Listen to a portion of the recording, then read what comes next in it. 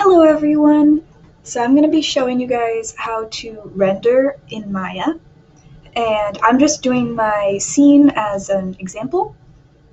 So what you're going to want to do is make sure that you are in your rendering tab on this side of Maya. You're going to make sure, so the next thing you're going to want to do is the slapstick with the little gear. Click on that. This brings up your render settings, and make sure you're under the Arnold renderer. Make sure that your image size is whatever your scene is set for. So your guys is going to be either 1920 by 1080 or 1920 by 800. My scene for this is 1920 by 1080.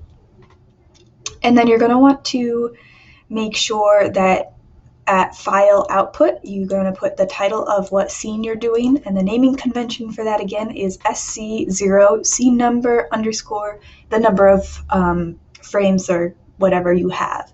And I haven't calculated that quite yet, so I'm not going to put a dash there yet. You're going to want to make sure that it is you're going to make sure that it's EXR for image format. And then down here under metadata, name type value, you're going to make sure that the frame/animation ext is name number extension. This is really important because if you don't do this, it will not go into like After Effects or Premiere. Like the file will not be recognizable. And then down here, what you're going to want to do is start at frame 1 and go to whatever frame on your little time bar here that shot or that camera is on for. So I just have mine on frame 1 to frame 2 for a test to make sure that it works. And after you have that all set up, you can close your render settings and go up to render, and you're going to go down to render sequence. You're going to click this little checkbox. So this is render sequence, and if you look up in the top bar next to the title, it shows you what frame numbers you're going to, so frame 1 to frame 2. You can choose which camera you're doing, and I'm doing my first camera.